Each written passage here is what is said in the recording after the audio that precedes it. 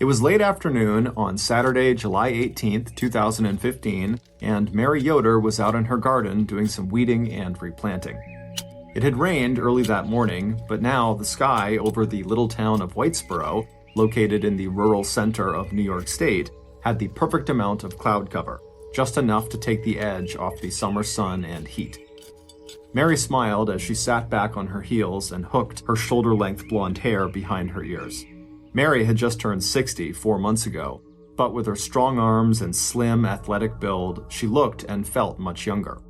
Not that age, at least as a number, was anything that Mary spent a lot of time thinking about. What interested her much more was healthy living and enjoying all the experiences and wisdom she had gained over the years. And at 60, she'd had enough time to develop a true passion for most of her hobbies. These included making beautiful hand-thrown pottery, trying out all forms of exercise, making sure she and her family ate well, and, most recently, learning how to belly dance. But in the spring and summer, it was her prized garden that Mary loved the most. And every minute she spent out there among the flowers and vegetables, enjoying the natural beauty of her quiet surroundings, just added to her feelings of contentment and gratitude. Mary turned away from her garden and looked up from under the brim of her old baseball cap at her comfortable 4-bedroom house that she shared with her husband, Bill. Not only had the two of them been married for almost 40 years, they were also business partners and chiropractors, healthcare professionals who treated pain related to nerve and skeletal disorders by manipulating a person's body. It was a method that some of their patients referred to jokingly as, quote, getting their backs cracked. Mary and Bill had established their practice, Family Chiropractic Care, back in 1987, just 2 years after they both had graduated from Life University in Georgia with their Doctor of Chiropractic degrees. It had felt good to come back to New York. Mary had been born there, and it was where she had originally met Bill back in 1977 when they were both attending undergrad at the University of Buffalo. 28 years after setting up their private practice, Mary and Bill both still loved Whitesboro, which was nestled right between the Adirondack and Catskill Mountains in a beautiful valley of land that bordered the Mohawk River. With under 4,000 residents, Whitesboro was more like a rural village than it was a big bustling town. Many of the homes, the Yoders included, were spread out and surrounded by huge lawns and fields. Even so, the people there knew each other, and everybody seemed to know Mary. Whether she was treating patients at Family Chiropractic, located just 15 minutes away from her home, or riding her bike, working in her garden, or shopping at the local health food store and farmer's market, Mary just gave off this aura of warmth and kindness that instantly drew people to her. And when Mary smiled and spoke to you, no matter how short the conversation was, you felt like you had all of her attention and energy. But Mary and Bill's quiet, predictable, nice little life in Whitesboro was about to change. In a couple of months, on September 5th, the couple was going on the longest vacation of their married lives, a month-long cruise and European tour that they had spent all of June planning together. And even though Mary and Bill hadn't said it to each other in so many words, they both knew that this long absence from work was another step towards their full-blown retirement. Bill was almost 70 years old, and starting a few months ago, the two of them had begun scaling back their work hours. Bill now worked only 2 half-days a week at the office, while Mary worked 2 full days. And instead of being open Monday through Friday, 8:30 a.m. to 5 p.m., the office was now closed on Tuesdays and Thursdays. But as Mary turned back around and knelt down beside her garden again, she secretly thought to herself that she was probably slightly less interested in retirement now than Bill was. Being 10 years younger than him, she felt like she still had quite a bit of energy left. But as she thought about this, she also remembered that even when they chose to retire, even if it was tomorrow, they wouldn't get to actually retire right away. They would need to stay on for quite a while to train the next person who was going to come in and take over their practice. So it wasn't like this retirement was going to be an immediate shift. Plus, she could keep doing her outreach work as long as she wanted to, maybe even beyond their retirement, since it didn't really involve Bill. Mary's outreach work were her regular visits to nearby Amish settlements to provide chiropractic care for them. The Amish are part of a conservative religious sect that relies on farming to support and feed themselves. The Amish are known to live a very simple life with almost no modern technology, and so a lifestyle that relies so much on physical labor often leads to aches and pains, and so the non-medical treatments that Mary could offer them were met with gratitude, along with gifts of homemade pies and jams that Mary often counted as partial payment for her services. And while this willingness to work for food endeared Mary to the Amish, that kind of bookkeeping had not exactly made her and her husband rich. But once she and Bill actually sold their practice, they would finally have both the money and the time to travel, relax, pursue their own individual interests, and spend more time with their 3 adult children and their 4 wonderful grandchildren. As Mary finally stood up from her garden and stripped off her battered and dirty work gloves, she turned and looked again at the family home. And suddenly she found herself thinking of Adam. Adam had been the last of the Yoder kids to finally move out of the house. Thinking about her 24-year-old son, the baby of the family and younger than his sisters by more than 10 years, made Mary worry. Ever since graduating from high school, Adam had stumbled in life a lot more than his 2 older sisters had. He also struggled with bouts of depression and anxiety. Even now that Adam was out of the house and living on his own, it was obvious to Mary and Bill that he didn't really know what he wanted to do with his life quite yet. He was enrolled in college, but previously, when he had been in college, he had dropped out. In fact, Adam had enrolled and dropped out of college on more than one occasion. But for now anyways, he was in school, and so Mary and Bill were hopeful that he would just continue and he would graduate, and then he would fall into a career that he hopefully enjoyed. But the idea of Adam working a serious job long-term truthfully didn't really compute. The only steady job Adam had ever held was his part and full-time jobs as office manager and receptionist at the family chiropractic offices. But Mary was hopeful for her son. He might be struggling now, but he was a wonderful young man with good intentions. For example, even though he no longer worked at the family chiropractic office because he was now focusing on school, he still made regular visits there just so he could say hello to his parents and give his mom a quick hug.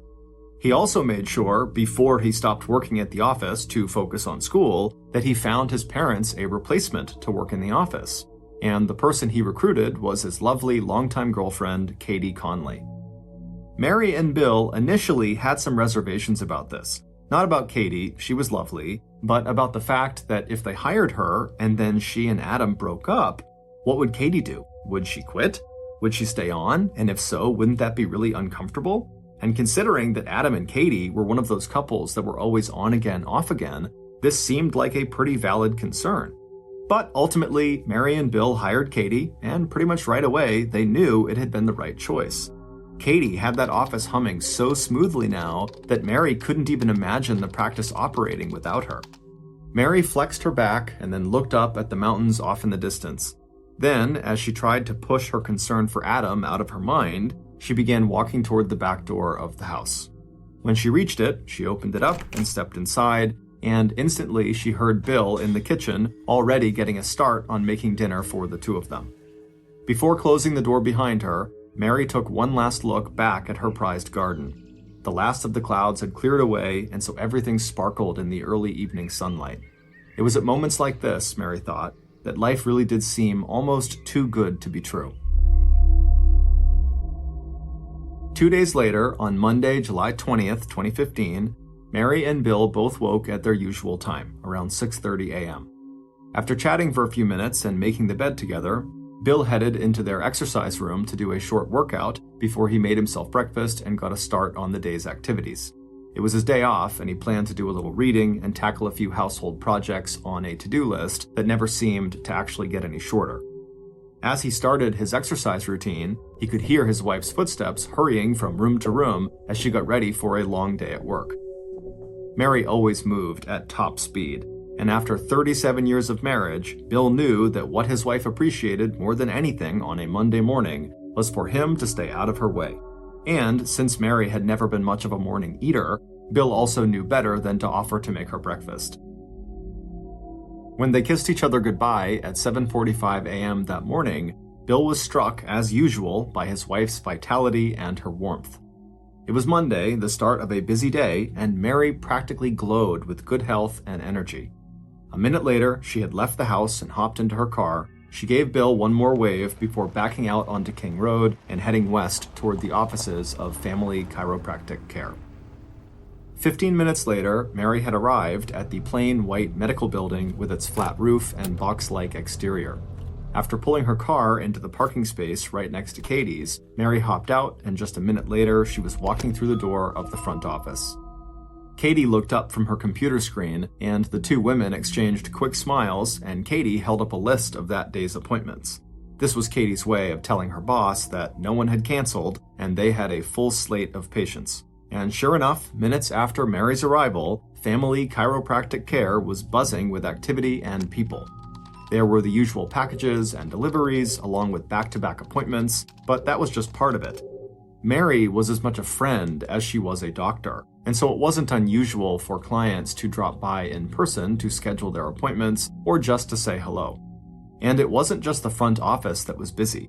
Mary also ran a side business out of the back office where she sold a line of organic nutritional supplements that included her favorite, the protein powder that she herself often mixed with almond milk and used as a meal substitute or pick-me-up.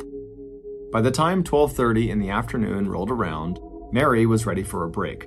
Although it would have to be a very short break, since Mary also planned to use the lunch hour to go visit her 92-year-old mother who lived in nearby Utica. Telling Katie she'd be back by 1:30 p.m., Mary ducked into the back room where she used the office blender to mix up a quick protein shake for her lunch before making the 10-minute drive to her mother's house. About an hour later, just minutes before 1:30 p.m., Mary and Katie were both back in the office and opening the door to the first patient of the afternoon. As always, it was like turning on a faucet. Almost immediately, the office was alive with the sound of voices and the gentle clink of the doors opening and closing. It wasn't until Mary's 2:30 appointment that she started to notice something was wrong. She had just said hello to her patient, a woman named Elizabeth Kelly, who had been coming to Mary and Bill for 17 years, when Mary suddenly had to excuse herself to run to the bathroom.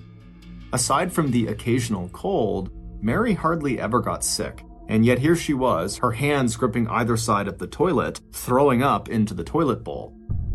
As soon as her stomach had calmed down, Mary stood up, she cleaned the toilet thoroughly before scrubbing her hands in hot soapy water and then rinsing her face. When she got back out to the exam room, her patient looked concerned and asked Mary if she was feeling okay. It was just very unusual for Mary to look so uncomfortable and distracted. But Mary smiled at Elizabeth and gently shook her head and said it was nothing that a hot cup of ginger or peppermint tea couldn't cure. But by late afternoon, Mary was feeling even worse, and just the thought of herbal tea, even one that was supposed to soothe digestive disorders, was enough to send Mary right back into the bathroom. By 4:30 p.m., it was obvious to Katie that her boss was not feeling well because she was watching Mary make constant trips to the bathroom. But the 22-year-old office manager didn't want to embarrass Mary, so she kept her mouth shut. When 5:30 p.m. rolled around and it was time for Katie to leave for the day, Mary was still finishing up with her last patients. Before turning off her computer, Katie stood up and peeked her head into the exam room where Mary was working. In her quiet and now very concerned voice, Katie asked if Mary needed anything or maybe wanted Katie to stay until Mary was finished. But Mary shook her head no. She thanked Katie for the offer and told Katie to just be sure to lock the door and flip the open sign to closed when Katie left. At 6:45 p.m., Mary was finally finished with her workday. When she called her husband Bill to tell him she was heading home, she also told him that she must have picked up some sort of gastrointestinal virus and couldn't keep anything down, so don't worry about making any dinner for her. When Mary arrived home 15 minutes later, she barely paused long enough to shut the car door behind her before rushing into the house and heading straight for the bathroom. By bedtime, Mary was too uncomfortable with diarrhea, vomiting, and abdominal pains to sleep upstairs with Bill. Instead, she told her husband she'd rather just rest downstairs on the couch close to the downstairs bathroom.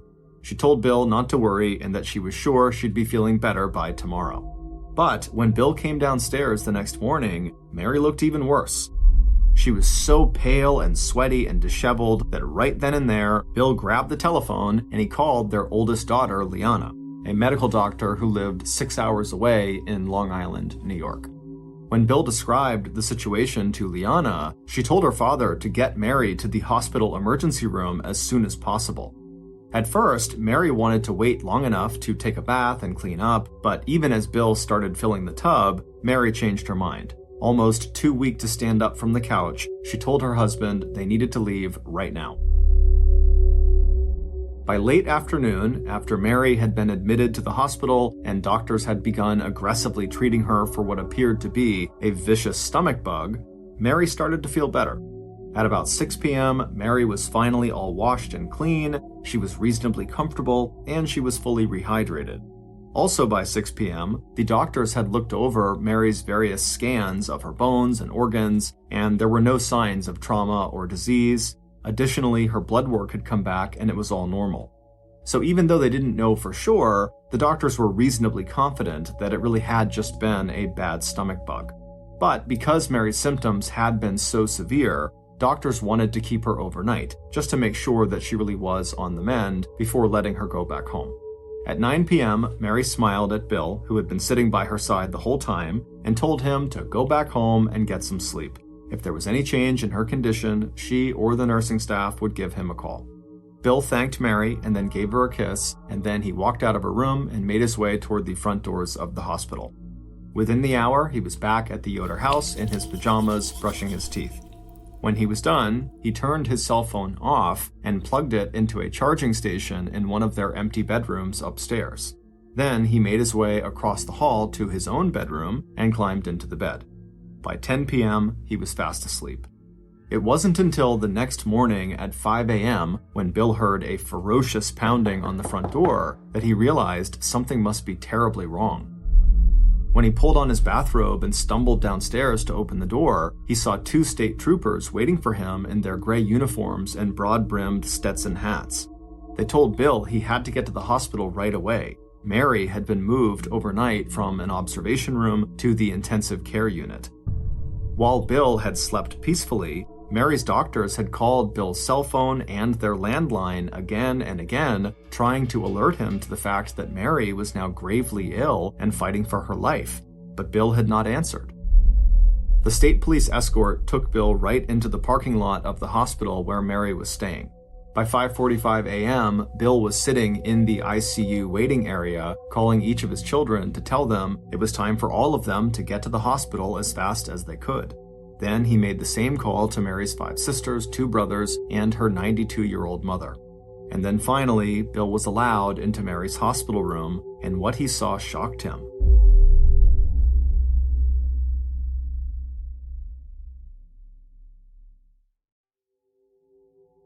Mary, her blue eyes full of pain and terror as she looked desperately into her husband's face, was now on life support. The only reason she was still alive was because doctors had been using electrical shocks to restart her heart each time it started to fail. Surrounded by her family, Mary held her husband's hand and closed her eyes.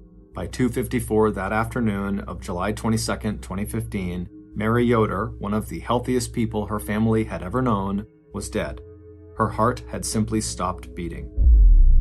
Immediately after Mary's death, the Yoder family requested an autopsy to find out how a gastrointestinal virus or infection could have killed an otherwise exceptionally healthy 60-year-old woman. That autopsy would be performed the very next day on the morning of July 23rd, but instead of getting any answers, the initial autopsy results were inconclusive.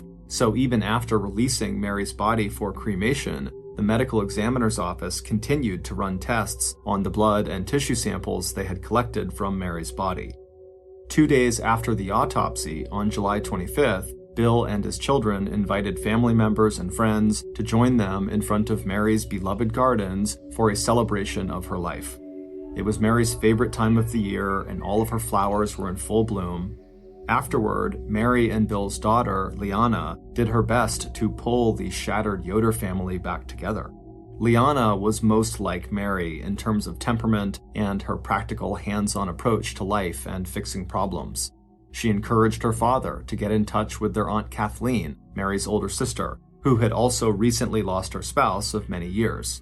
and Liana also encouraged her father and her brother, Adam, to go take a trip together to the West Coast, just a couple of weeks so they could rest and hopefully begin to heal. But the first order of business, as far as Liana was concerned, was just to get her father and siblings out of Whitesboro. The calls and visits and gifts of food from friends and patients were well meant, but especially for Bill and for Katie, who had spent hours and even days at the office on the phone canceling appointments, it was just overwhelming. So Liana invited everyone to come back to her home in Long Island for a little getaway and a much-needed change of scenery. The effort involved in doing anything seemed almost too much for Bill, but eventually he agreed. And even though Katie and Adam seemed to be in one of their relationship off cycles, Adam urged Katie to join them in Long Island too.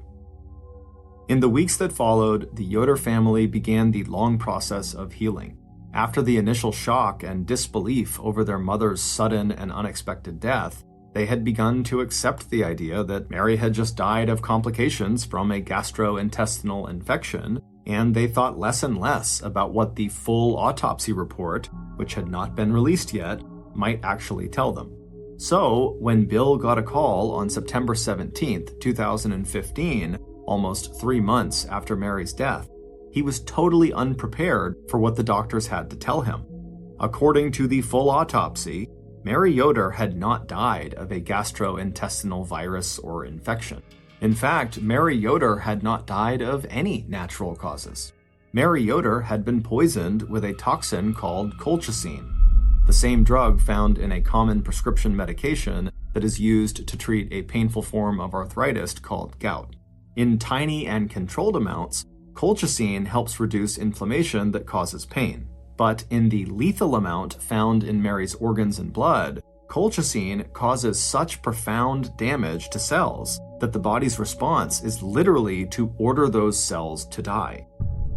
At first, Bill and his children were just as confused as they were alarmed by this revelation. The doctors had avoided using words like foul play or homicide. Instead, they told the family that the medical examiner's office was still evaluating the test results and considering its next steps. But less than 1 month later, on October 15th, when still no more word had come from Mary's autopsy, and so the family was left to just speculate on what might have happened to Mary, Mary's younger sister, Sharon Mills, who was convinced this was no accident, decided to just call the Oneida County Sheriff's Department and tell them as much.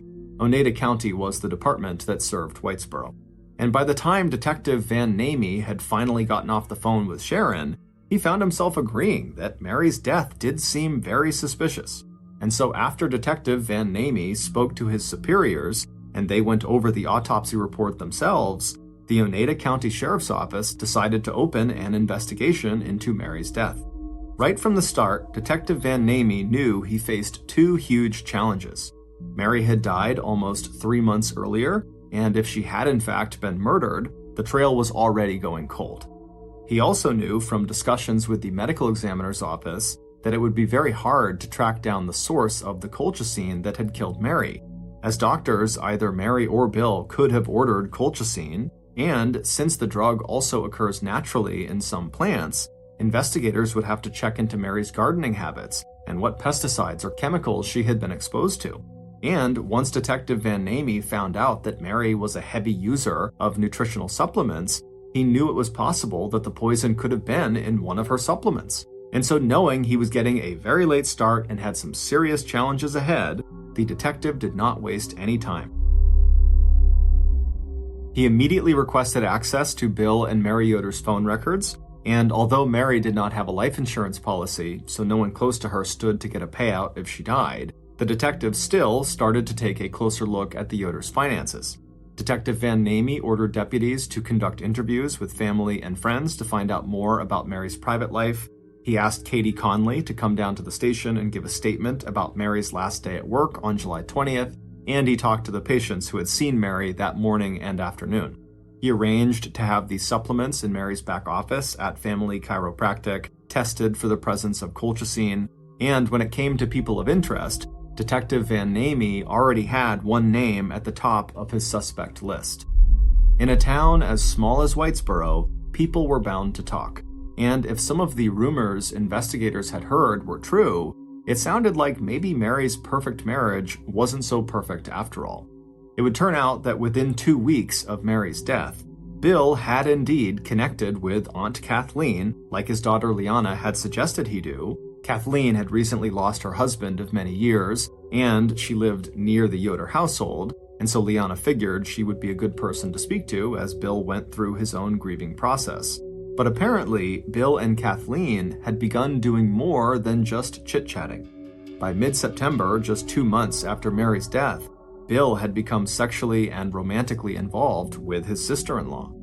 That relationship between Bill and Kathleen had caused a lot of tension among Mary's other siblings.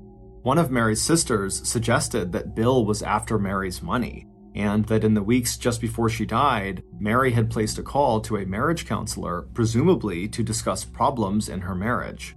And one of Kathleen's neighbors reported seeing Bill and Kathleen sharing a passionate embrace before Mary's death, suggesting that maybe Bill was having an affair while Mary was still alive. And while all of that was still unproven speculation, detectives did know one thing for sure about Bill. Mary's husband did not have an alibi for Monday, July 20th, the day investigators were now sure Mary must have ingested the colchicine that would later kill her. When Bill was interviewed by investigators, he conceded that him being home alone all day on July 20th with no alibi did make him look suspicious, but it was the truth, and he swore he had nothing to do with his wife's death. He then told police that if she really had been poisoned on the 20th, then there were dozens of people who could have administered the toxin, because on work days, dozens of people, clients, friends, colleagues, workers, would all pass in and out of family chiropractic, and so they would all have had access to Mary. When detectives asked Bill why he had turned his phone off and put it in the other room on the night Mary was in the hospital, Bill said he never slept with his phone nearby. It was just habit. And when he left the hospital, the doctors had told him that Mary was going to be okay, so he was not on heightened alert. And as for why he had not picked up all of the calls placed to the landline phone at their home that night, Bill said there was no landline extension in his room, so he just didn't hear the phone ringing in the other rooms, and so he never woke up to it. As for his decision to have Mary's body cremated, despite the autopsy report being inconclusive, Bill said cremation was what Mary had wanted, and the medical examiner had released her body, and Bill was told they had all the tissue and blood samples they needed for further testing. Bill also freely admitted to his relationship with his sister-in-law Kathleen, but told detectives that he and Kathleen had never been involved either romantically or sexually before Mary died. And as for Bill's relationship with his wife, Bill never wavered on his description of their marriage as being strong and getting even stronger. They were in the process of planning a month-long vacation together, and after that they were looking forward to retirement together.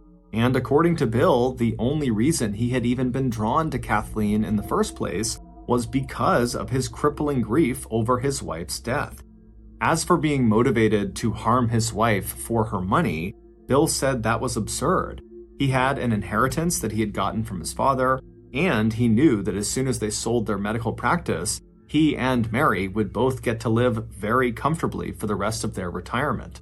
But even as Detective Van Namey began following up on all of the things that Bill had said during his interview, the investigation into Mary's death took a sudden and completely unexpected turn.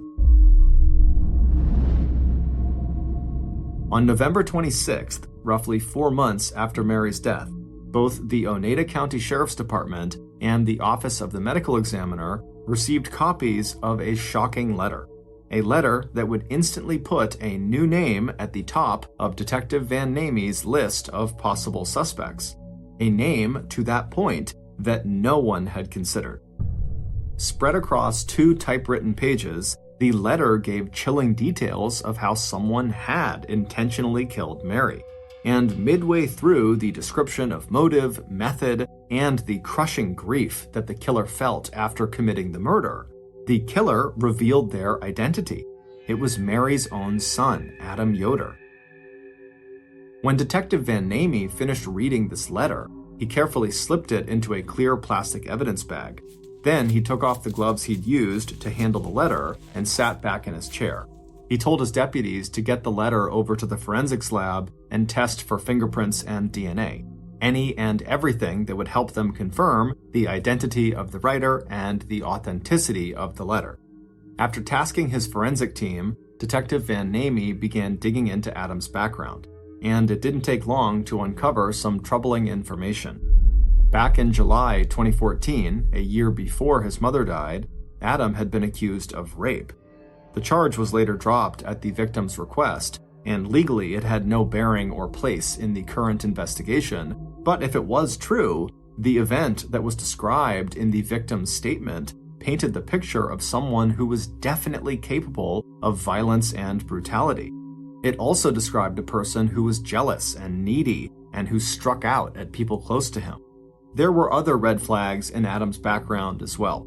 There was Adam's checkered employment history. There was a civil lawsuit filed by one of his landlords that sued Adam for significant damages to an apartment Adam rented. There was Adam's intense on-again, off-again relationship with Katie. There were reports that Adam suffered from depression and anxiety, and there was Adam's financial dependence on his parents. And even though Adam did have an alibi for July 20th, the day that Mary was poisoned, it didn't actually mean that Adam could not have committed the crime. Police already knew that starting on July 15th, Adam had been in Long Island visiting his sister Liana, and he had only left Long Island at about 8 p.m. on the night of July 21st after getting the news from his father that his mother was sick and in the hospital. But according to the confession in the letter that the police received, Adam had put the colchicine into the nutritional supplements that his mother took like clockwork every day, meaning it didn't matter if Adam was not physically near his mother on the 20th. He could have put the poison into one of her many supplement powders before he left for Long Island on the 15th, and then it was just a matter of time before she actually consumed it. Finally, in December, after a meeting with all the investigators involved in the Mary Yoder case, Detective Van Namey was ready. He picked up the phone and he dialed Adam's number. Shortly after receiving the request from Detective Van Namey to come into the station for a formal interview, Adam left his apartment in Frankfort, New York, and made the 30-minute drive north to the Oneida County Sheriff's Department. At about 10:30 a.m., Adam made his way inside the brick building that housed the Sheriff's Department, where he was immediately escorted to an interrogation room. Adam did not look good. He shifted in his chair, his hand drifting to the pocket in his pants where he kept his pack of cigarettes. He'd lost weight and he seemed pale and nervous. When Detective Van Namey had called Adam earlier that morning and asked him to come to the station, he didn't mention the letter police had received 12 days earlier with Adam's confession in it. The detective had told him this interview was just routine, that earlier that week the police had also taken formal in-person statements from Adam's two sisters. And now that Adam was sitting nervously right in front of Detective Van Namey, the detective decided that instead of just confronting Adam with the information in the letter, he'd start by repeating the routine questions that investigators had asked him informally earlier in the investigation. Questions about Adam's alibi, Adam's last recent contacts with his mother, and when Adam had last been inside of family chiropractic care. As Adam appeared to relax a little bit and answered these questions the same way he had before, Detective Van Namey decided it was time to start throwing in some specific information from the letter, like the whereabouts of the poison that had been used to kill Mary. And so after Adam had answered the last of the easy questions, Detective Van Namey leaned forward and asked Adam if he would give police permission to, right now, go outside and search under the front passenger seat of his Jeep Wrangler. Instantly, Adam's whole demeanor changed. He stiffened and looked up sharply at Detective Van Namey. Then, breaking the tense silence, Adam said he really needed to speak to a lawyer. Detective Van Namey offered to get one of the court's public defenders on the phone, and a little while later, detectives left the room, so Adam's phone conversation with the attorney was private. A few minutes later, Adam hung up the phone, and the police officers came back into the interrogation room. Adam sat slouched in his chair, his elbows on the table and his head in his hands. Then, as if coming to a very hard decision, Adam reached out slowly and pulled the search and seizure agreement on the table towards him, and he signed his name. By mid-afternoon, Adam was standing in an empty parking lot outside of the Oneida County Sheriff's Department jail, watching as gloved police officers opened the front passenger side of his 1991 black Jeep Wrangler. Nervous, Adam pulled out his pack of cigarettes and lighter. He stuck one cigarette into the corner of his mouth, he lit it, and he started to smoke. A few minutes later, one of the officers who was conducting the search suddenly stepped back out of the Jeep. In his hand was now a cardboard sleeve, and nestled inside of that sleeve was a brown glass bottle, along with a crumpled up piece of paper. The glass bottle contained the deadly toxin colchicine, and the crumpled up paper was a receipt for the colchicine. The bottle of toxin had been ordered online from a company called Art Chemical by a customer named Adam Yoder, who had told them he needed the toxin to conduct a scientific experiment. However, as much as this evidence seemed to very clearly put an end to the mystery of who killed Mary Yoder, it would turn out this discovery in Adam's car was only the beginning of a much bigger and more twisted story. It would take investigators another 6 months, but they would finally uncover all the details. Here is a reconstruction of how and why Mary Yoder was murdered. Back on December 22, 2014, roughly 7 months before Mary's death, her killer walked into a New York supermarket and used cash to buy a prepaid credit card worth $150. 9 days after that, Mary's killer used that prepaid MasterCard to pay for 1 gram of the deadly toxin colchicine that they had just ordered online from a company called Art Chemicals. The killer also made sure to use a fake email account when they checked out.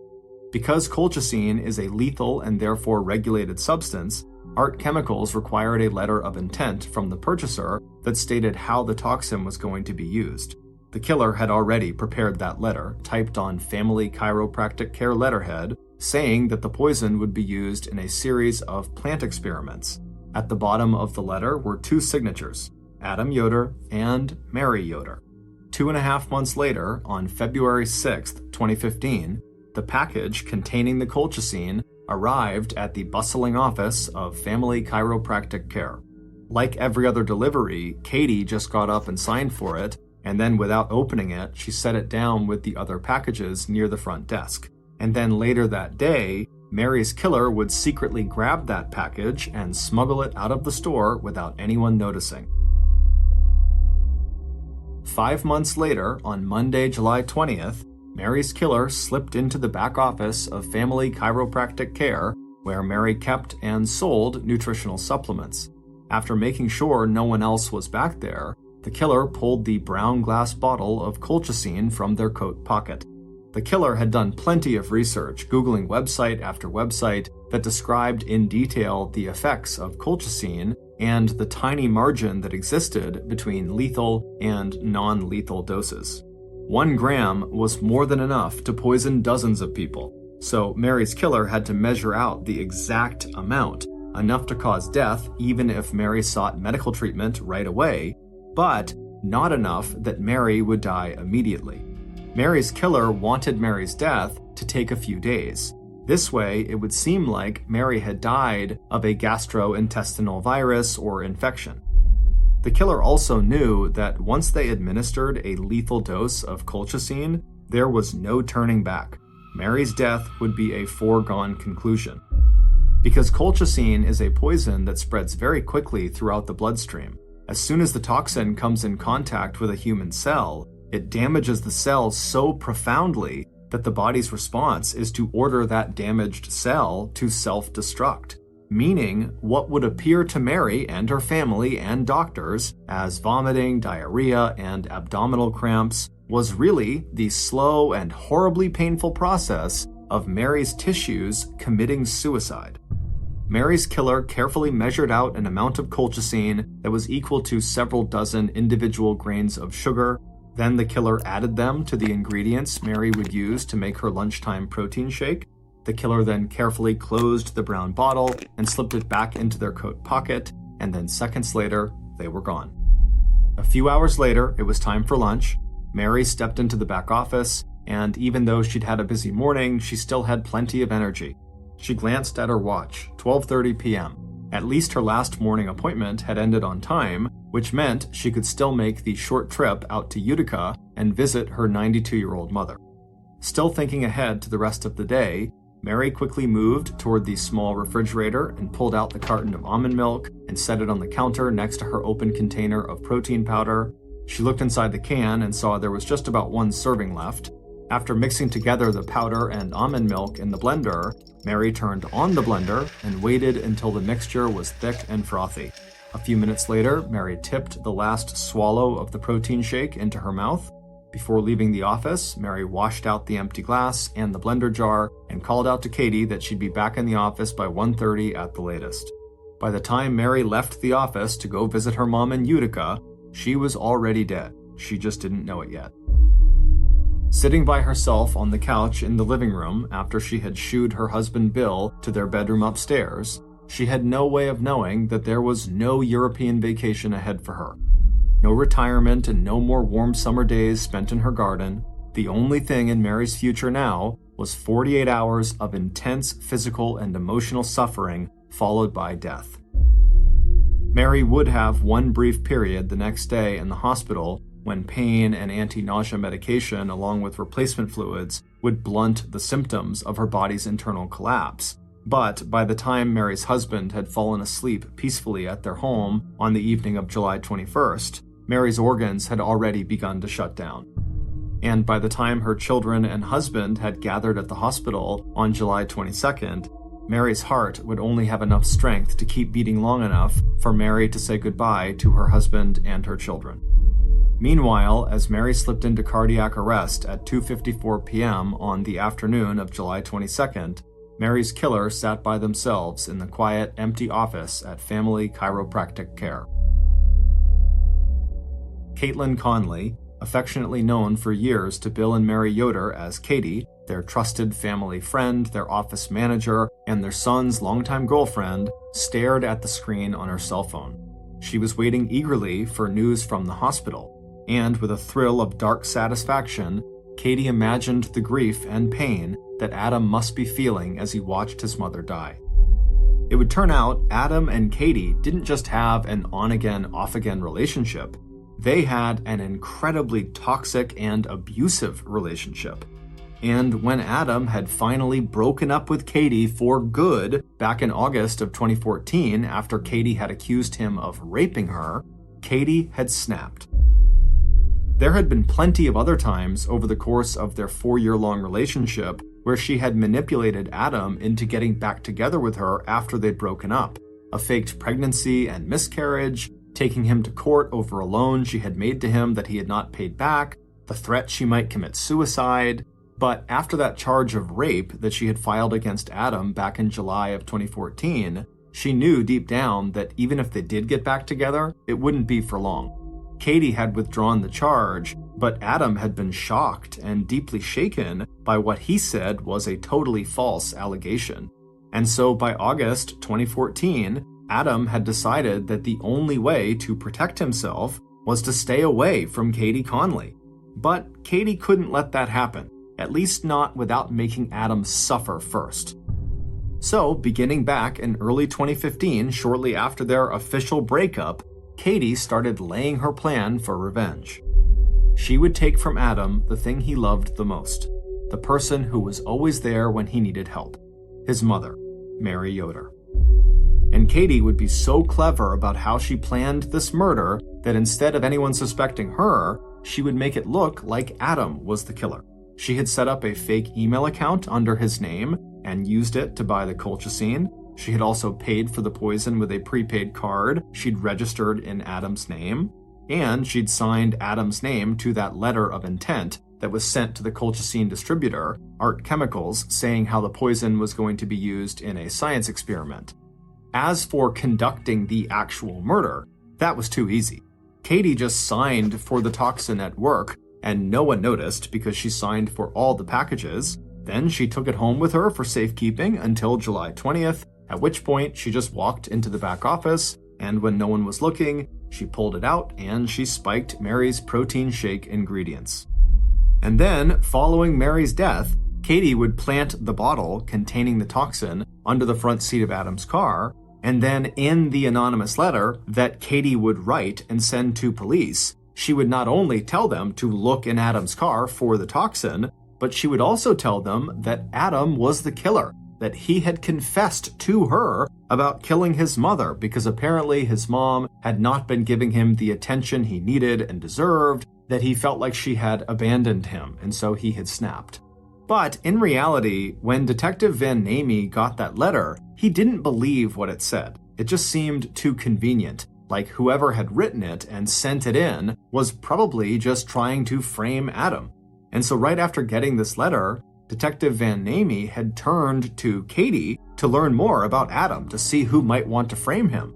And not only did Katie seem to go out of her way to paint Adam in a very negative light, she also confessed that she was the one who wrote the letter. She insisted that Adam had admitted his guilt to her, and so she had written the letter because she was afraid that if Adam didn't get arrested right away, he might hurt her, Katie, like he had hurt her when he tried to rape her.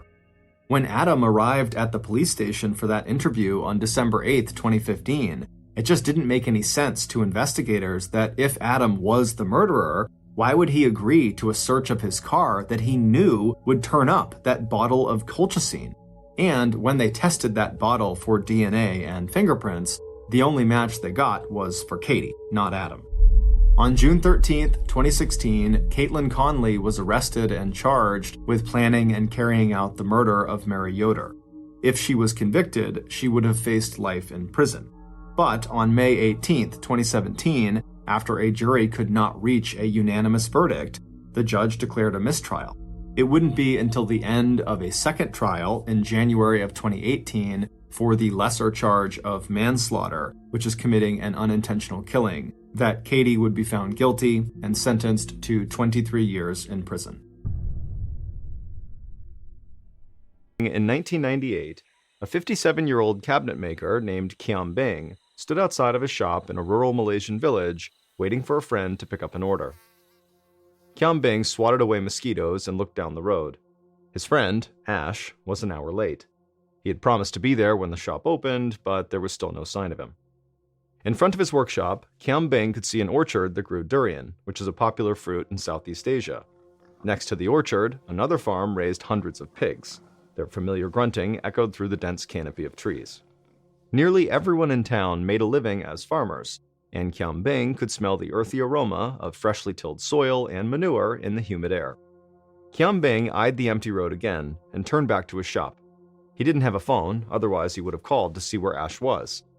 But until Ash showed up, Kiam Beng was content to go back to his work while his dogs ran in and out of the workshop.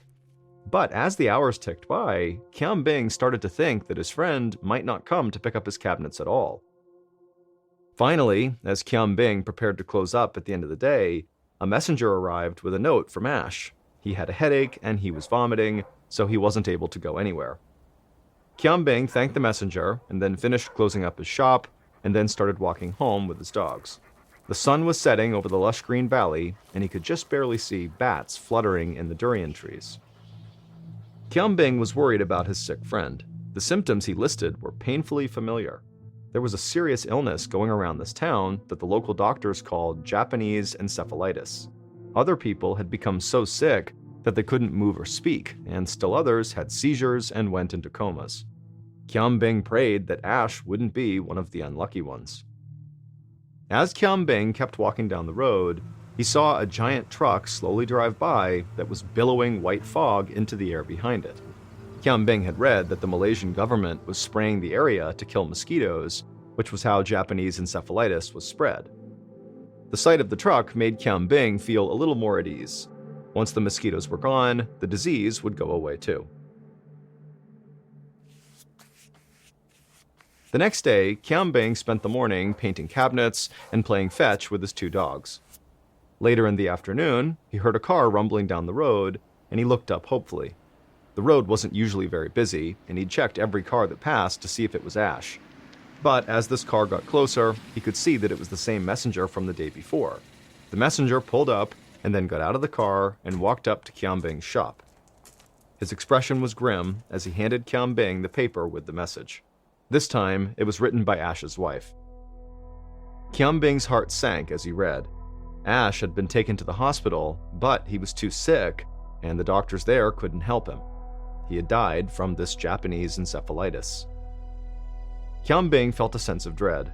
He'd known how dangerous the disease was, but now that his friend was dead, it felt much more real. He hurried back to his shop and called his dogs inside. Then he closed the door. Bing realized that he hadn't been taking the disease seriously enough.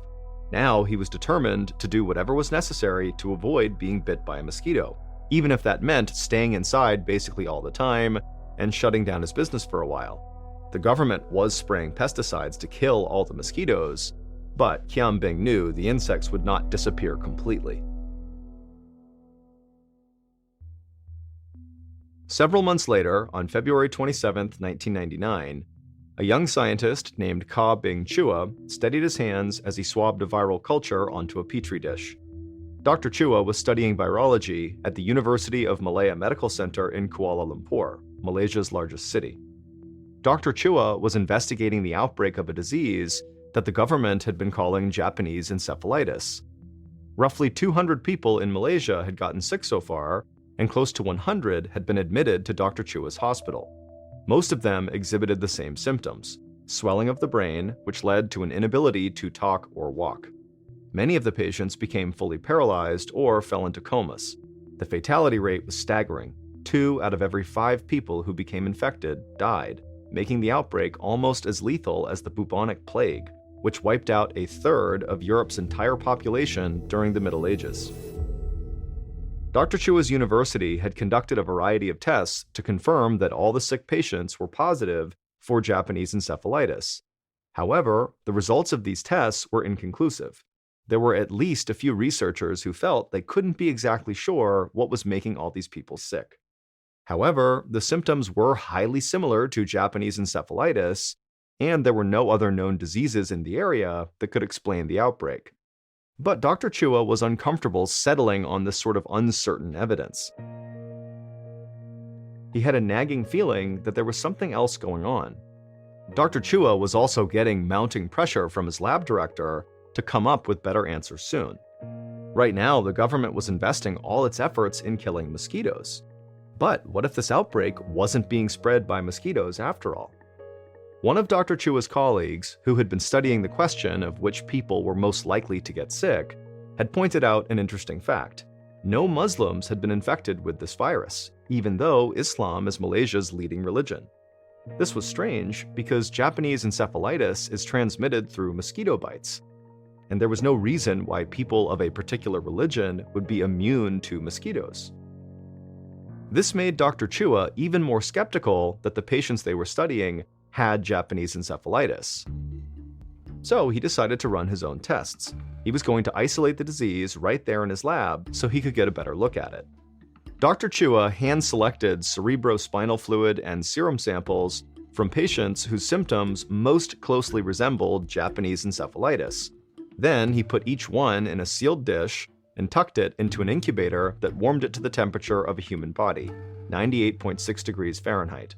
Then Chua waited. He hoped that the warmed-up fluid samples would create the perfect environment for the disease to show itself.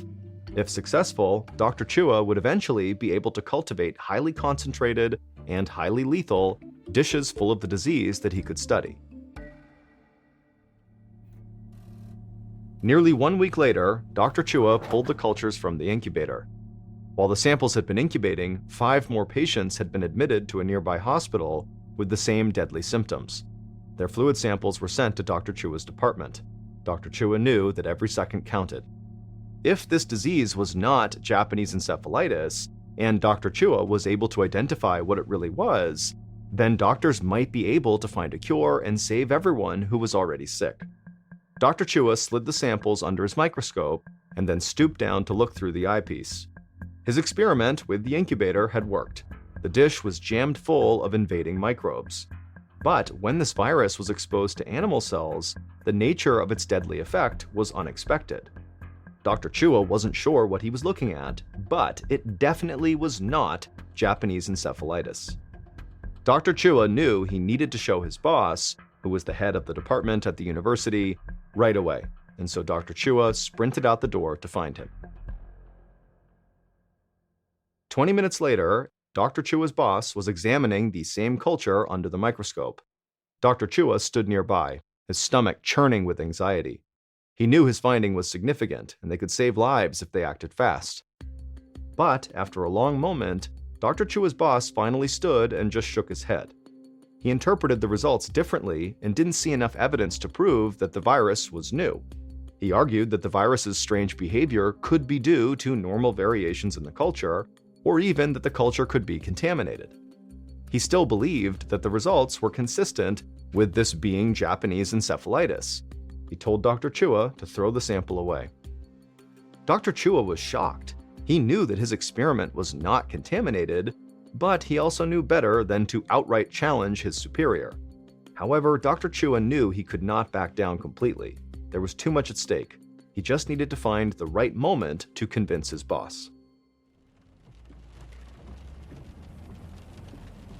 4 days later, on March 9th, Dr. Chua got his chance. He was driving with his boss and 2 other colleagues returning from a meeting. The rain was coming down in sheets, and their car was inching forward in heavy traffic. It gave Dr. Chua a captive audience. Dr. Chua glanced at the men and then leaned forward in his seat, making sure he had his boss's attention. Dr. Chua cleared his throat and then quickly launched into his theory. He emphasized the virus's unique effect on animal cells and said the variation was enough to prove that they were dealing with something unknown. The disease they were fighting was caused by an entirely new virus, he said, and they needed to take action immediately. The sickness had already spread to several other Malaysian states and hopped the border into Singapore. As Dr. Chua described his findings, his colleagues' expressions showed signs of concern, but Dr. Chua's boss remained neutral. He pressed on, explaining that while he was sure they had discovered a new virus, their lab's equipment was not yet powerful enough to identify it. He argued that they really needed to send the cultures to the Centers for Disease Control and Prevention in the United States. The CDC had the right equipment, and it was in their best interest to help. This wasn't simply an outbreak affecting people in Malaysia. It had the potential to become a global pandemic with devastating consequences if they didn't control it quickly. The air in the car was thick with tension as Dr. Chua waited for his boss to react. Finally, his boss cleared his throat and spoke. Dr. Chua's theory had merit, he said, and he would think about it overnight. Then the car they were in pulled up to Dr. Chua's boss's home, and his boss climbed out and walked away in the pouring rain. The next morning, Dr. Chua woke up to the sound of his phone ringing. It was his boss. He told Dr. Chua that he'd made some calls, and a travel visa was being expedited for Dr. Chua to get to the United States. Dr. Chua was so relieved, and he thanked his boss, and then he rushed to the hospital to prepare the virus samples for a trip to America.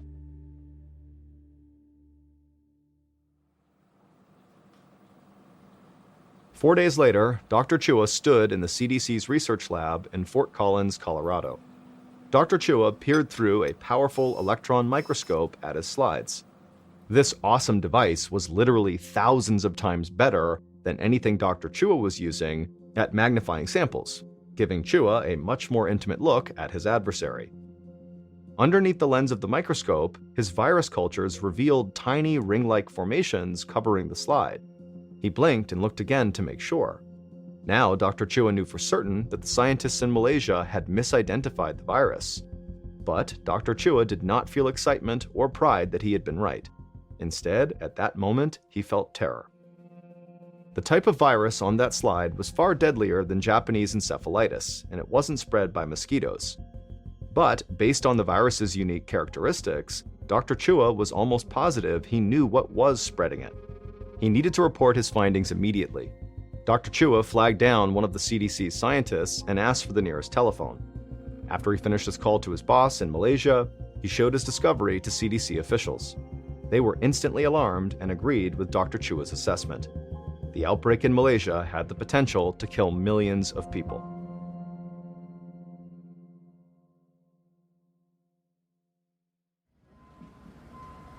Back in Malaysia, a few days after Dr. Chua's discovery, the 57-year-old cabinet maker, Kiam Bing, watched from the doorway of his workshop as soldiers put up barricades at the end of the main road in his town.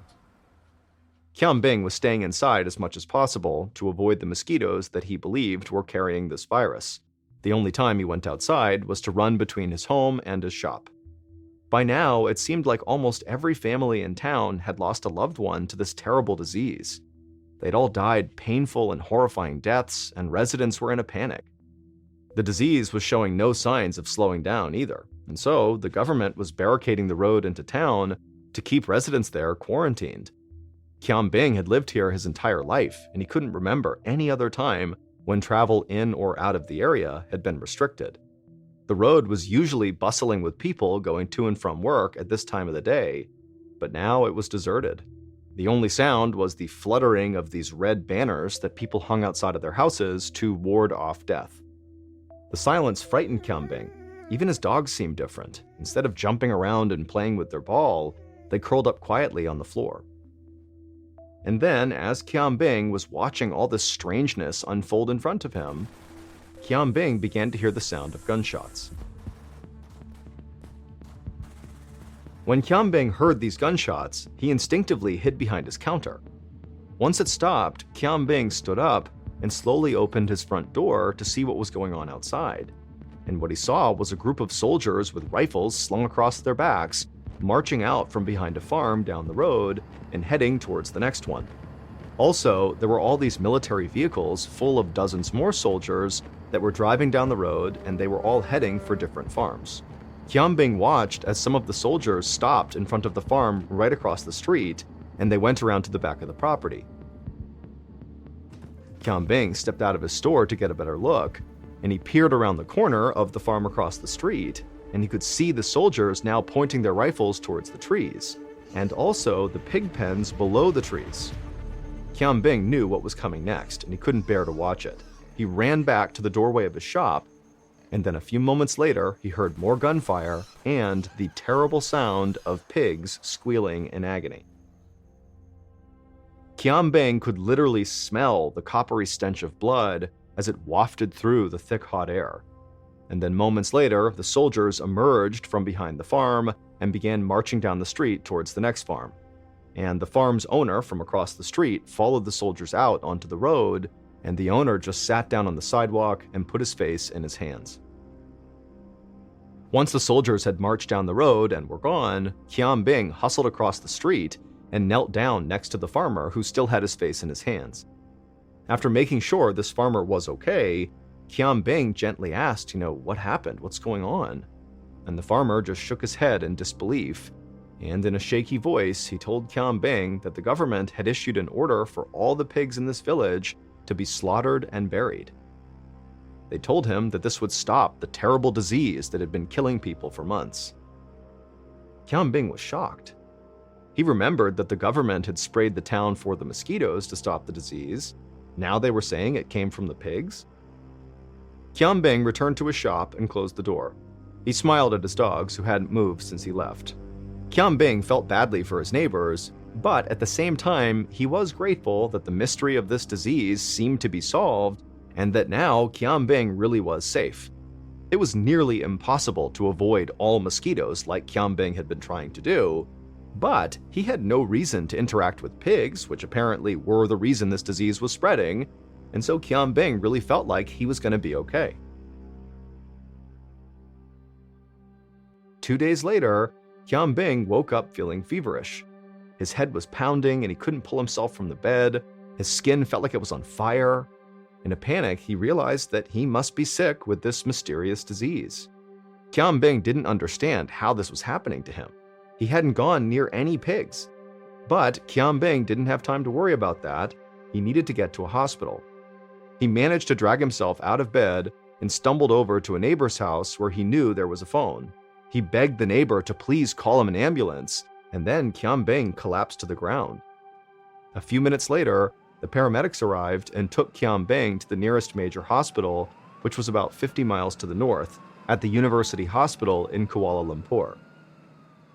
The intake nurse in the emergency room asked Kiam Bing to describe his symptoms and when they started, and Qianbing, who had been strapped to a gurney for the entire ambulance ride, felt his voice stick in his throat. To his horror, he couldn't respond. He tried to swallow, but it was no use. He was totally paralyzed. Qianbing could see the nurse's eyes widen in alarm.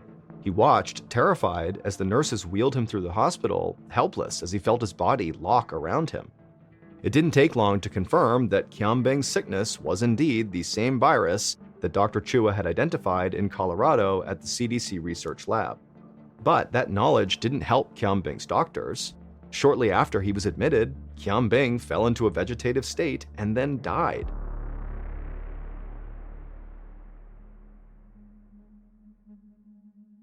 In early June of 1999, around 3 months after Qianbing died, Dr. Chua was back at his office in Kuala Lumpur.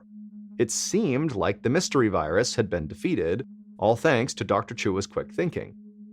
But Dr. Chua wasn't sure if the mystery really was completely solved.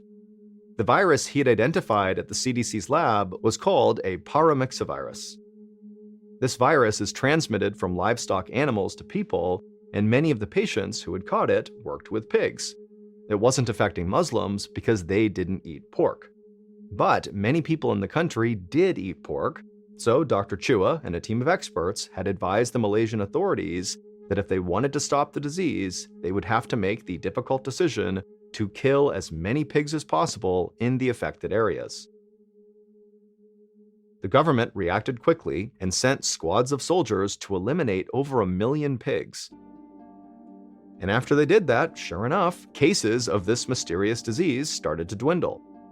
When it came to naming the virus, officials looked to the small pig farming town it had originated in and where Qianbing, the cabinet maker, was from, Nipah. They would call it the Nipah virus. But something kept bothering Dr. Chua. Most of the Nipah virus victims were farmers who had direct contact with infected pigs, which made sense. But nearly 20% of the patients had minimal or no contact with the animals, but they still got this disease. Qianbing, the cabinet maker, was one of those unlucky 20%. Dr. Chua knew that Qianbing must have caught this disease somewhere, and if it wasn't from pigs, then where did he get it from? Could it be that another animal was spreading the Nipah virus in addition to the pigs? Chua started to wonder if pigs really were the source of the virus or if they were just a carrier. Maybe, he thought, the true source of the virus was another creature altogether.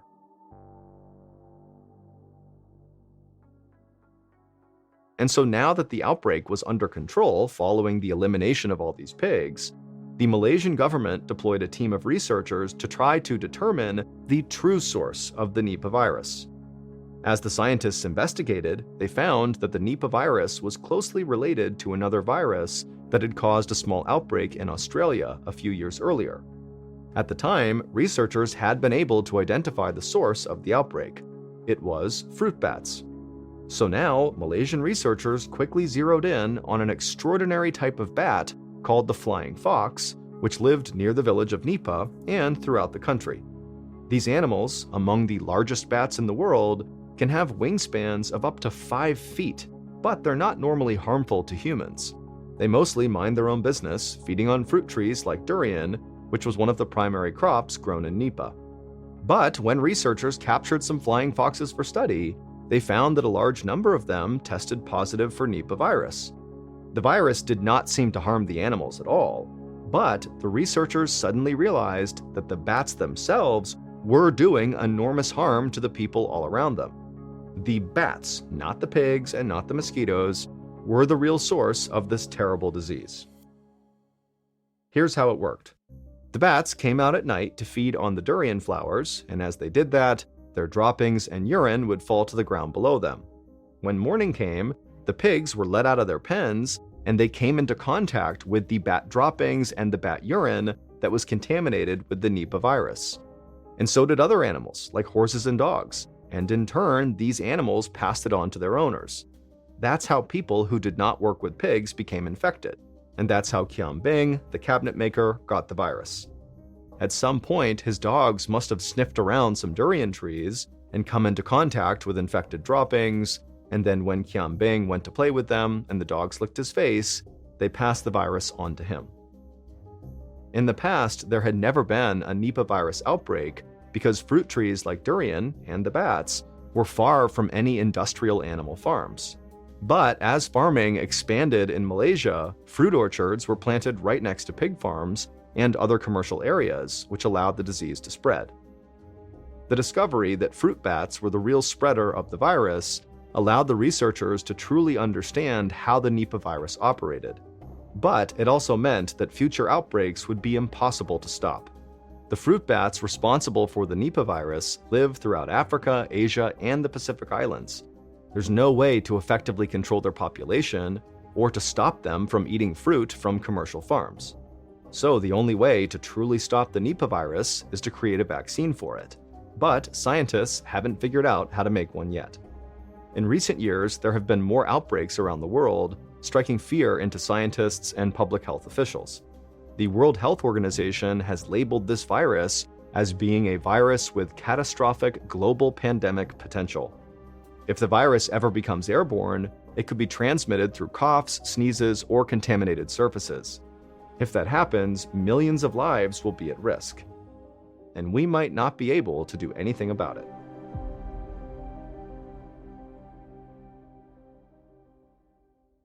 Gein was always a little bit off. His classmates and his teachers recalled him being very shy, but at the same time, having these strange mannerisms where all of a sudden he would burst out hysterically laughing, usually at something he had been muttering to himself in class. The school blamed Ed's mother for Ed's kind of odd behavior because Ed would admit that his mother punished him if he showed signs of having friends. So Ed's childhood was incredibly lonely and isolated. Ed's mother would confine he, along with his brother Henry, to their farm. He was basically never allowed to leave with the exception of school, and when he was at the farm, his mother would regularly read from the Bible and would tell Ed and his brother Henry that basically everybody else in the world is evil. We are the only pure ones, everyone is evil, and you should stay away from them. In 1944, when Ed was 38 years old, he and his brother Henry were burning away some marsh vegetation on their property. And at some point, the fire got out of control, and the fire department had to be called in, and after they put out the fire, Ed was okay, but they couldn't find Henry. He was just gone. That night, Henry's body was found face down in the marsh in that same area where the burn was going on. He had died of asphyxiation. At first, the fire was blamed, but then authorities discovered that Henry had actually died before the fire started. And so all eyes turned to Ed, who was the only one with him at the time, but there was no hard evidence connecting Ed to Henry, and Ed said, "I didn't do it." So Henry's death remained labeled an accident, even though basically everyone believed that Ed must have been the guy that strangled his brother to death before the fire was set. Shortly after his brother's death, Ed's mother also died, leaving Ed alone in this farmhouse. Ed began to make some modifications to the farmhouse, not to improve it or to make it bigger and better, but rather to board off all of the rooms in the house that his mother ever used. He basically made them time capsules. He didn't touch them, he just sealed them off. And so he confined himself to a single room in this farmhouse that he did not take care of. And so filth is just piling up everywhere. And so he just kind of lived in squalor in this one weird room. While living in seclusion, Ed became obsessed with cannibalism. He basically spent all his time reading about cannibalism inside of this tiny room in his boarded up farmhouse. And that's how he lived his life for the next 10 years. No one really ever saw him. Then, in November of 1957, a local hardware store owner, her name was Bernice Warden, goes missing. When police show up at the store to have a look around, they find bloodstains all over the place, and they discover in the register that the last person to make a purchase inside of the store was Ed Gein. So they go to Ed Gein's house to interview him and see if he knows anything about Bernice Warden, and so they're bracing themselves for probably finding her body at Ed's house. But they were not prepared for what they actually found at his house. What they find would end up inspiring movies like Silence of the Lambs, Psycho, and Texas Chainsaw Massacre. Basically, inside of Ed's house was a whole bunch of human remains, but not in the way that you would imagine. Ed was taking human body parts and making things like kitchen utensils and bowls, and he was using skin to create seats and lampshades and bedposts. I mean, his whole house was like built of human bones and flesh. Bernice Worden's body was found as well, and she was kind of hung up as if she was next up to be made into some sort of kitchen utensil or chair or table. When questioned, Ed confessed to killing Bernice Worden, but as for the dozens of other bodies that were inside of the house, he claims they were from robbing graves, but no one really knew if that was true or not, and they weren't able to ever actually convict him for anything beyond the killing of Bernice Worden. As for his motive, he told investigators that what he really wanted to do, what he intended to do, was build what he called a woman suit that would resemble his mother, and it would allow him to, quote, crawl into his mother's skin. He was deemed unfit to stand trial, and he was sent to a mental hospital where he stayed until his death in 1984.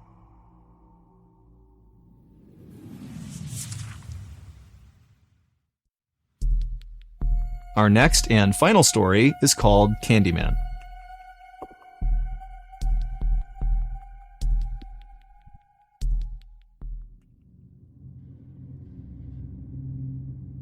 One day in early January of 1987, a very strange 52-year-old woman named Ruthie Mae McCoy walked out of her 11th floor apartment in Chicago, Illinois.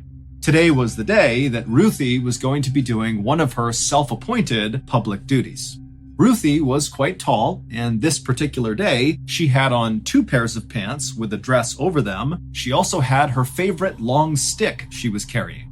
And as Ruthie marched down the hallway, she began jiggling each of her neighbors' doorknobs to see if they were unlocked. And then in between each doorknob check, she would suddenly stop and wave her stick around like it was a sword, and she was fighting off some unseen attacker. And so after Ruthie had checked 4 doors in a row that were all locked, she reached the 5th door, and when she tried the doorknob, it was unlocked. And so without any hesitation, Ruthie pushed the door open, she stepped inside and began yelling, "Hey, look at me, I'm inside of your apartment!" And the woman who lived in this 5th apartment was in her kitchen making dinner at the time, and when she looked up and saw Ruthie barging into her apartment, she wasn't scared, she was just totally annoyed. She rolled her eyes and then began yelling at Ruthie to get out now! But, as always, Ruthie didn't listen. And before long, Ruthie had moved from the doorframe into the apartment, into the kitchen, where she was waving her stick around wildly and berating this young woman for leaving her front door unlocked in this very dangerous apartment building. The young woman yelled at Ruthie a few more times to try to get her to just leave, but Ruthie didn't budge, and so eventually this young woman picked up the phone and called 911. It would turn out the 15-story apartment building that Ruthie and this young woman and all of their neighbors lived in was indeed a very dangerous place to leave your front door unlocked. In fact, at the time, in the late 1980s, this particular apartment building was considered to be one of the most dangerous places in all of Chicago, with a murder occurring there nearly every week. Gangs basically ruled the building, which was totally falling apart and totally decrepit and had these long, dark hallways that thieves and killers could hide in. And so Ruthie wasn't wrong in trying to get her neighbors to keep their doors locked, but her very hands-on approach to delivering this message was never met with appreciation from the people who lived on her floor. Instead, her neighbors viewed Ruthie as potentially more hazardous than anything Ruthie was trying to protect them from. However, in reality, Ruthie was not a threat to her neighbors. She was just totally mentally unstable and basically afraid of everything. For example, whenever Ruthie got mail, she would just assume that it was terrible news and most likely about someone coming to take all of her money. And when Ruthie was out in public, which was quite rare, she was so scared of strangers that whenever she passed them, she would just yell out obscenities at them to keep them away. And then also when Ruthie was in public, she never ate because she was afraid strangers were going to literally run up and take her food. So, back inside of this 5th apartment that Ruthie has barged into, Ruthie was busy berating this young woman about her unlocked door when the police did finally show up and they dragged Ruthie out of the apartment into the hall. The police by this point knew Ruthie really, really well, and they were not about to arrest her. They knew she was harmless, but just kind of out of her mind. And so, like they always did in this situation, they told Ruthie to leave her neighbors alone and just go back into your apartment and mind your own business. And Ruthie usually would mutter something under her breath about needing to increase the security in this building, but she would eventually do as she was told and she would go back home. And that was basically Ruthie's life in a nutshell. Constant fear and paranoia from living in this totally dangerous apartment building, exacerbated tenfold by her very poor mental health. But Ruthie was not content with her life. She, like virtually everybody else in this high-rise apartment building, wanted to get out and live somewhere else and have a better life. But Ruthie, like virtually everybody else living in this high-rise apartment building, did not have enough money, and so she was trapped there. But then, in February of 1987, so 1 month after busting into that woman's apartment, Ruthie got incredible news. She had recently begun going to a day program for psychiatric care at a local hospital, and the staff there had really taken a liking to her, and they were going above and beyond trying to help Ruthie kind of get her life together beyond just her mental health. And so one of the things they were doing with her was helping her apply for various government programs like disability payments. And so that month, in February, Ruthie found out that the application they had sent off for her was approved, and so Ruthie was entitled to disability payments, which meant right away she would get a check for $2,000, and then every month going forward indefinitely, she would get a payment. It wouldn't be $2,000, but it would be a lot of money. Ruthie was beside herself. She could not believe her luck. And she now knew that with this money, she would finally be able to move out of that terrible apartment. Even before the money began coming into Ruthie, she was already looking for a new place to live. And as she did this, all she could think about were her two beloved grandchildren, a little boy and a little girl. They were the only people in the world, it seemed, to Ruthie that really accepted her and just loved her unconditionally. And so whenever Ruthie would go visit her grandkids, the three of them would sit on the ground and just play together for hours and hours. But to that point, Ruthie's grandkids had not been allowed to visit Ruthie at her apartment because it was too dangerous. But now that Ruthie was going to move into someplace much, much safer, she knew that was going to change. She was going to see her grandkids so much more often. And this made Ruthie so happy. And this newfound happiness inside of Ruthie really motivated her to start looking at other aspects of her life and see if she could improve them. And so, as Ruthie is doing this new apartment search, she began taking classes to finally get her high school degree. She began picking up these old art projects she had kind of blown off. And also, most importantly to this story, she really began leaning into her religion, something she had not been doing for a long time. Specifically, she began tuning in to these very animated preachers that she would find on TV. And when she really liked one of them, she would write them a letter, and in this letter, she would praise them for their sermons and how incredible they were, and she would ask them to bless her with miracles. And these miracles were often just centered on her health. She wanted to look and feel young again. And some of these TV preachers, who were actually just running scams, would write back to Ruthie and say, "Of course we can bless you with your miracles, but first, send us some money." And so, when Ruthie's disability payments began coming in, even though she needed to save every penny to be able to afford moving out to start this beautiful new life with her grandkids, she still found a way to set aside some of that money and sent it off to these TV preachers. And soon, these preachers were sending things back to Ruthie. Things like a blessed piece of wood for her to sleep on, or bottles of water said to be from the Holy River Jordan. These spiritual items were often accompanied with a letter from these preachers telling Ruthie that in order for them to fulfill her miracles request, she would need to keep these spiritual items close to her and also send us some more money. And so Ruthie did as she was told, and after sending off all this money, she would excitedly wait inside of her apartment for her miracles to come true. And while she waited, she began tacking up all these newspaper articles all over her apartment of these people who miracles had happened to them, that supposedly God had fixed their teeth or eradicated a tumor in their brain or cured them of cancer. And in all of these stories, the person who the miracle happened to would describe looking in the mirror one day and just looking different. And that was the moment they knew that this miracle had occurred. And so Ruthie, believing this was bound to happen to her any day because she was working with these TV preachers, began going to her bathroom mirror all the time and just looking at herself, looking for some visible change in her appearance that would indicate one of her miracles had come true.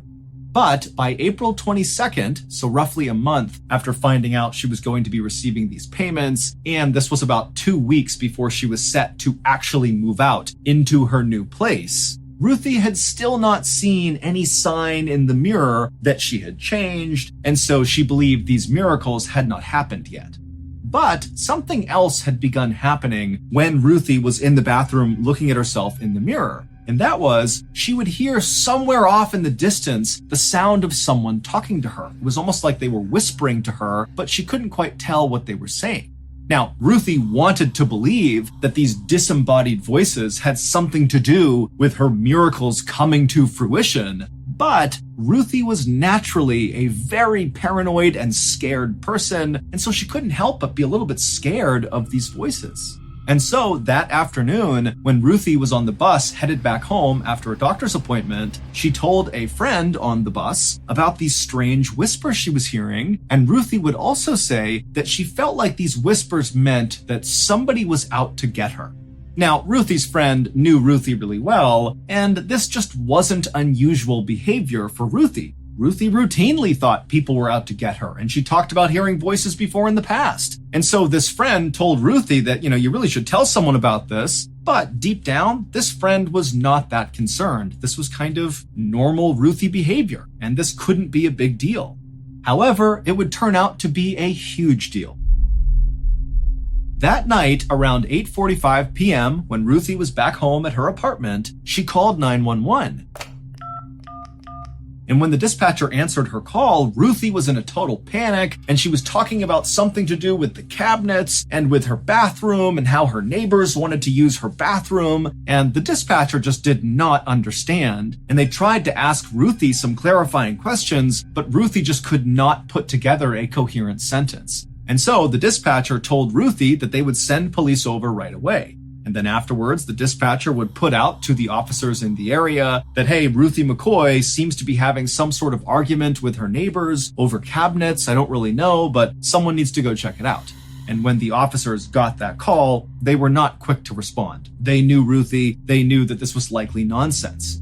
But 15 minutes after Ruthie called 911, 911 got another call from somebody else inside of Ruthie's apartment building, and they were calling to report hearing loud noises coming from inside of Ruthie's apartment. And so at this, the police did act quickly. They rushed over to the apartment building. They went to the 11th floor. They went to Ruthie's door, and they began pounding on her door because it was locked. But Ruthie didn't come to the door, and it was totally silent inside of her apartment. And so at some point, the police called back to dispatch and asked them to call Ruthie on the phone she had just used 15 minutes earlier to call 911. And so these police officers are standing right outside of Ruthie's door, and they're listening to the sound of Ruthie's phone ringing inside of her house, but Ruthie didn't answer it. And again, the apartment stayed totally quiet. And so the responding officers turned around and began walking down the hall and knocking on other people's doors and began asking them, hey, did you hear any loud sounds coming out of Ruthie's apartment? And everybody said no. And so the police eventually just kind of gave up and left, despite not seeing Ruthie, not talking to Ruthie, not seeing what's going on inside of her apartment. The next day, when one of Ruthie's friends on her floor noticed that Ruthie had not come out of her apartment all day, and when she knocked on the door, Ruthie didn't answer, this friend called the police. The police came out again, they knocked on Ruthie's door, and after a while, when she didn't answer, the police again just left. Ruthie's friend, who had called the police, was furious that the police were not taking this seriously, and so she wound up contacting maintenance of the building, and a janitor went up to the 11th floor, went to Ruthie's door, drilled through the lock, and pushed her door open. The janitor immediately yelled out for Ruthie, but there was no response, and so he stepped inside and kind of looked around, and right away he was struck by two things. One, it was a total mess inside of her apartment. There were all these religious books and pamphlets all over the ground, but as messy as the apartment looked, it also seemed weirdly empty. Like there was no TV, there was really no furniture or anywhere to sit. It was almost like this apartment had been half moved out, and then whoever was moving it out had just kind of stopped.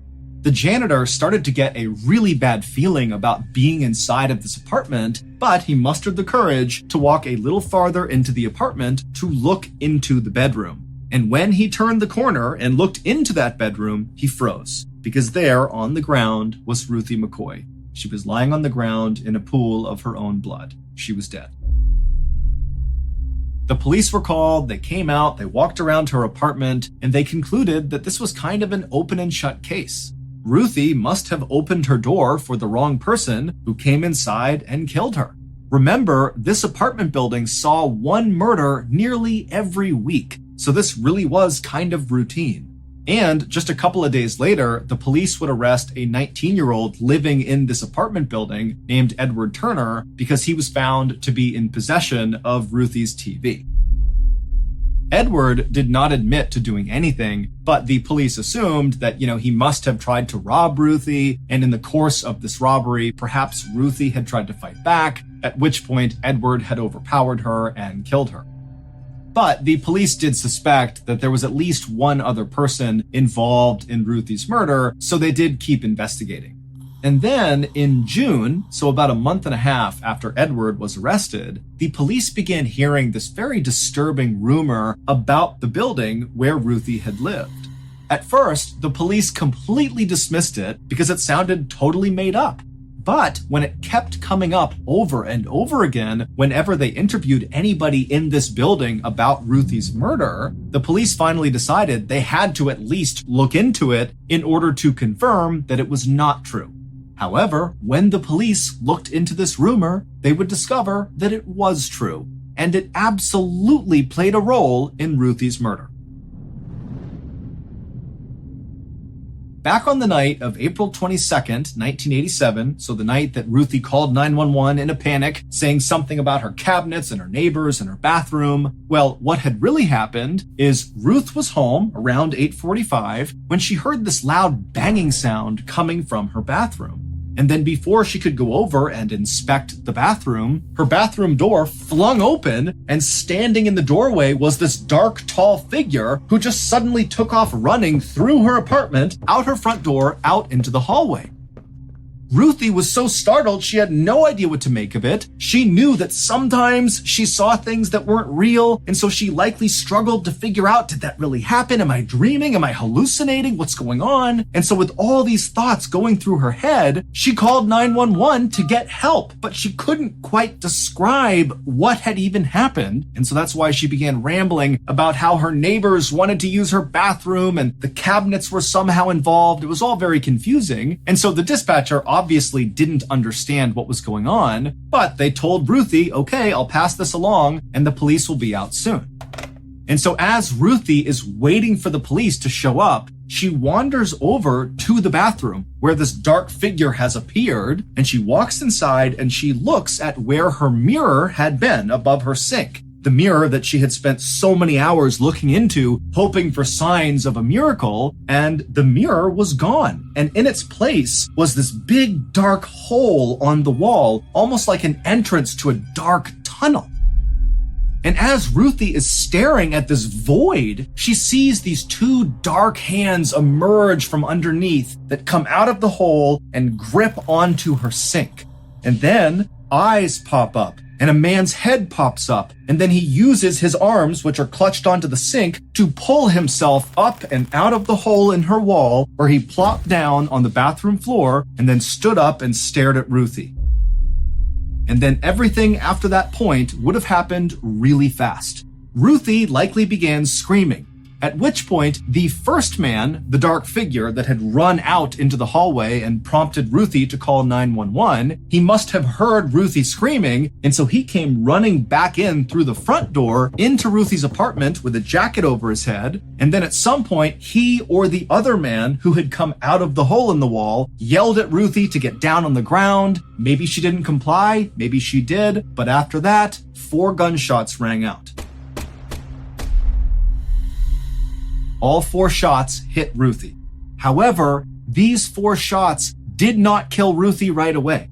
And so Ruthie was very alive as these 2 men stole her TV, they stole her rocking chair and some other things, and Ruthie was almost certainly still alive when the police did finally show up and began knocking on her door and calling her phone, but she was bleeding to death. She couldn't move, she couldn't make a sound, but the police just abandoned her, at which point she did die.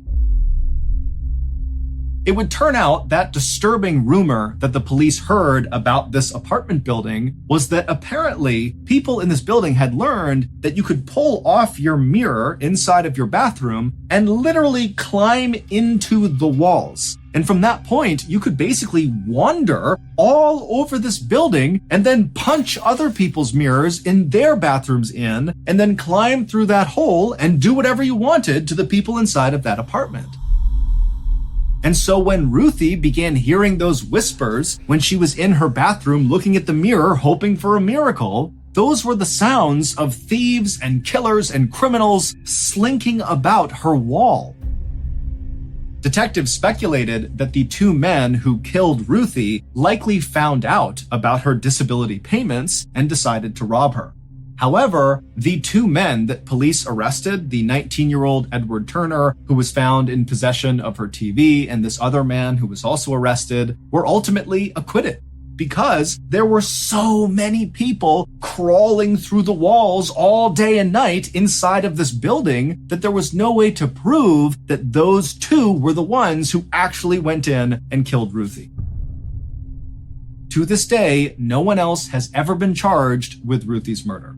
What happened to Ruthie became the basis for the very popular horror movie called The Candyman, starring Tony Todd.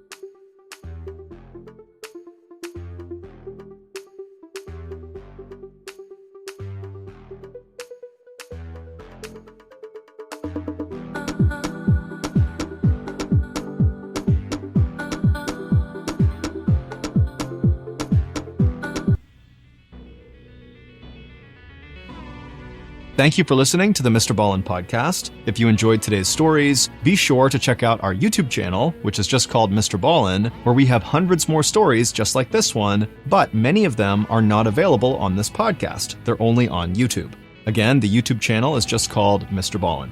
So that's going to do it. I really appreciate